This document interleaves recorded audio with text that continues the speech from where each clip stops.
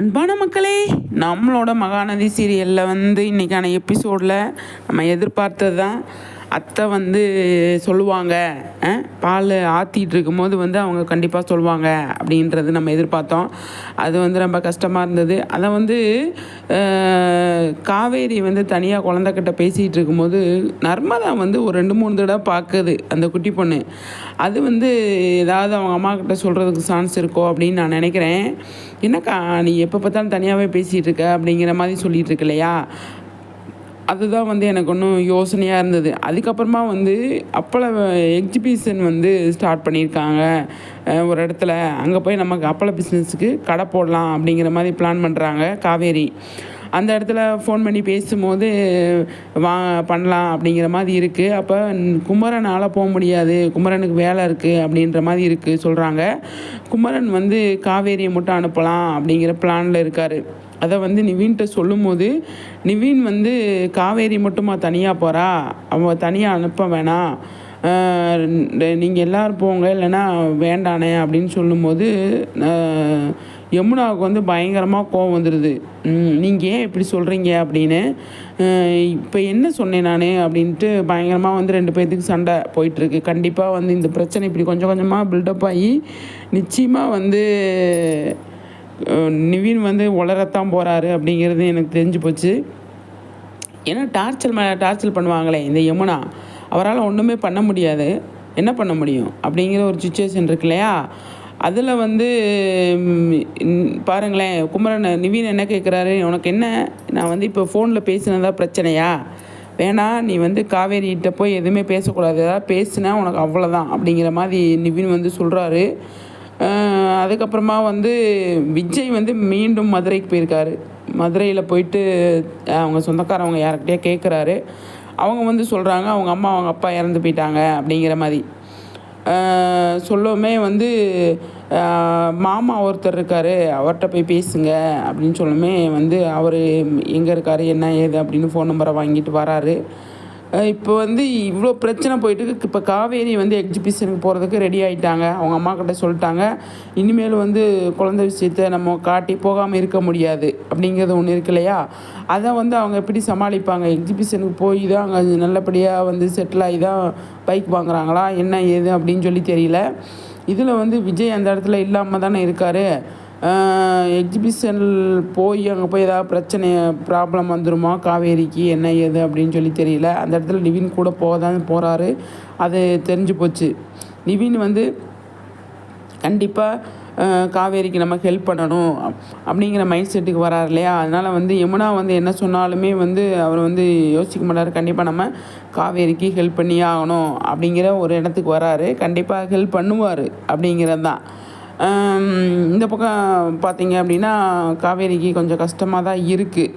அதை வெளியில் சொல்லவும் முடியாது, எதுவும் பண்ணவும் முடியாது. அந்த மாதிரி ஒரு சுச்சுவேஷனில் இருக்கிறதுனால அவங்க எல்லாத்தையும் சமாளித்து தான் ஆகணும். அவங்க அம்மா கண்டிப்பாக நம்ம இந்த இதுக்கு போகணும் அப்படிங்கும்போது அங்கே போய் எக்ஸிபிஷனில் நின்றுக்கிட்டே இருக்கணும், 1 மணி நேரம் நின்றுக்கிட்டே இருக்கணும், அவங்க கேட்குறப்பெல்லாம் அப்பளம் பண்ணி கொடுக்கணும்.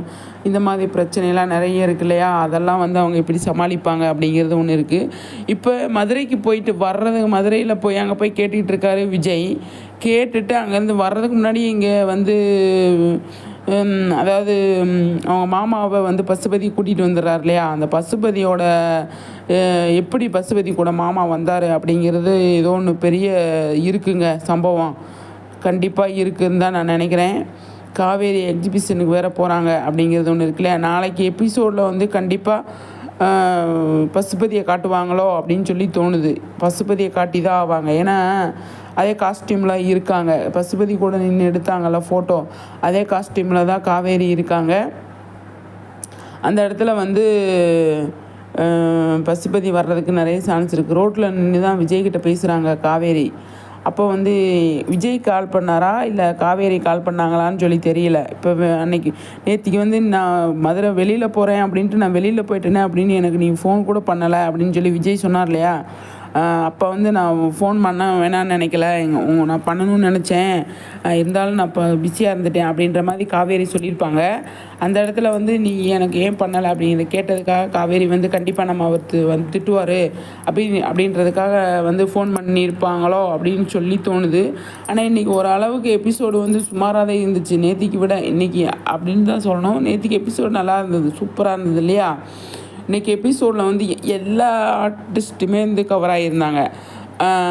நிவின், யமுனாலேருந்து இந்த பக்கம் நர்மதாலேருந்து அத்தை எல்லாருமே வந்து சூப்பராக வந்து அந்த இடத்துல கவர் ஆகியிருந்தாங்க. அதில் அத்தை ஒரு சில விஷயங்கள் சொன்னது, அதுக்கப்புறமா வந்து நிறைய விஷயங்கள் நடந்தது இல்லையா?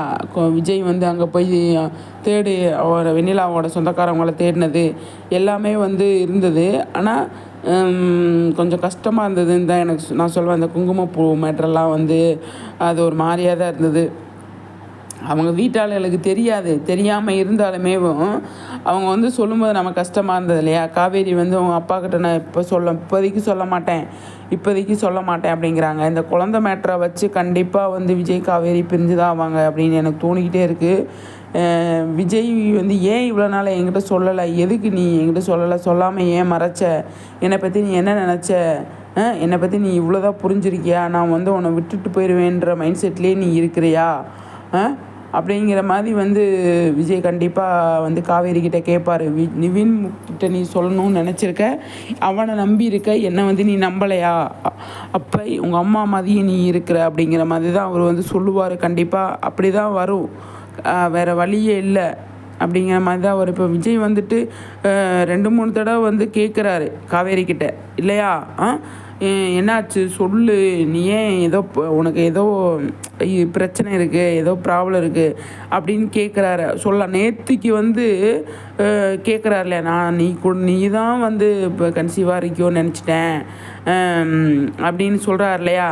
அப்போ கூட ஆமாங்க நான் இருக்கிறேன், ஆனால் இது வந்து உங்ககிட்ட வந்து நான் எப்படி சொல்கிறது, ரொம்ப சங்கடமாக இருந்தது, அதனால தான் நான் வந்து சொல்லலை அப்படிங்கிற மாதிரி வந்து காவேரி வந்து சொல்லியிருந்தாங்க அப்படின்னா நல்லா பயங்கரமாக இருந்திருக்கும். இப்போ அத்தை இவங்கெல்லாம் இருக்கிறதுனால சேர்ந்து அனுப்பி விடுறதுக்கு நிறைய சான்ஸ் இருக்குது. அவங்க தான் அடிக்கடி சொல்கிறாங்களே, குமரனோட அம்மா என்ன சொல்கிறாங்க, நீ உனக்கு என்ன புருஷனோட போய் வாழ்கிற வழியை பாரு, உன் புருஷனோட போய் வாழ்கிற வழியை பாரு இப்படின்னு தானே சொல்கிறாங்க. அப்போ அந்த இடத்துல வந்து அவங்க அதை பண்ணியிருக்கலாம், அதை பண்ணாமல் விட்டாங்க, பெரிய தப்பாயிடுச்சு. அது கண்டிப்பாக விஜய்க்கு தெரிய வரும்போது காவேரி தான் வந்து காவேரி சொன்னாங்க அப்படின்னா எதுக்கு இவ்வளோ நாள் சொல்லலை, நான் இவ்வளோ நாள் ஏன் மறைச்சி வச்சுருந்தேன், இதனால தான் அப்படிங்கிறத அவங்க விளக்கம் சொல்லுவாங்க. ஆனால் காவேரி மூலமாக தெரிஞ்சால் தானே அதை சொல்லுவாங்க, தெரியாது. அப்போ வந்து என்ன பண்ண முடியும், அவங்க வந்து நிவின் மூலமாக தான் தெரிய வரும். அப்போ விஜய்க்கு வந்து கோபம் தானே வரும், நீ ஏன் என்கிட்ட இவ்வளோ நாள் சொல்லலை, அவன் மூலமாக எனக்கு தெரிய வந்திருக்கு, அவன் வந்து என்கிட்ட சொல்கிற மாதிரி ஆயிடுச்சு, அப்போ என்ன ஆச்சு காவேரி, நீ ஏன் இந்த மாதிரி பண்ண அப்படிங்கிற கோபம் பயங்கரமாக வரப்போகுது பாருங்களேன் விஜய்க்கு. எனக்கு அதான் கொஞ்சம் பயமாகவே இருக்குது. இப்போ தான் வந்து ஓரளவுக்கு நல்லா போயிட்டுருக்கு அப்படின்னு நம்ம யோசித்தோம்னா, காவேரியை வந்து நீ ஏன் என்கிட்ட சொல்லலைன்ற கோபம் கண்டிப்பாக ஒரு விஜயோட பக்கம் நியாயம்தான் இருக்குது அப்படின்னு அந்த இடத்துல வரும். காவேரி வந்து எப்போயுமே வந்து குழந்தைய வந்து தனியாக வளர்த்துப்பேன், தனியாக நான் பார்த்துப்பேன் அப்படின்னு சொல்கிறாங்க இல்லையா?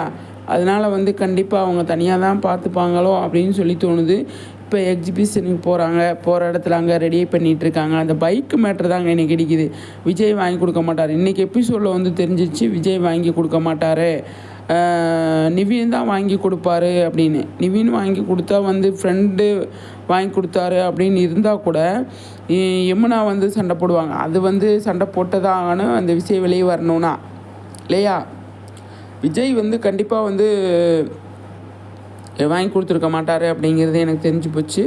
பார்ப்போம் என்ன நடக்குது அப்படின்னு. பயங்கரமாக போயிட்டுருக்கு அப்படின்னு தான் சொல்லணும். மகாநதி சீரியல் அந்த அளவுக்கு பயங்கரமாக பண்ணிகிட்ருக்காங்க. நம்மளோட விஜய்க்கு அடுத்தடுத்து தான் பெரிய பெரிய பிரச்சனையெல்லாம் வரப்போகுது அப்படின்னு நான் நினைக்கிறேன்.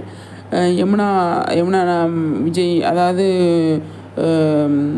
வெண்ணிலாவோட மாமா, அதுக்கப்புறமா வந்து ராகினி, பசுபதி, இவங்கெல்லாம் வந்து அடுத்த கட்டத்தில் களத்தில் இறங்குறாங்க. அதை அவர் எப்படி சமாளிக்கிறாரு அப்படிங்கிறது தான் பெரிய டாஸ்காக இருக்கும்.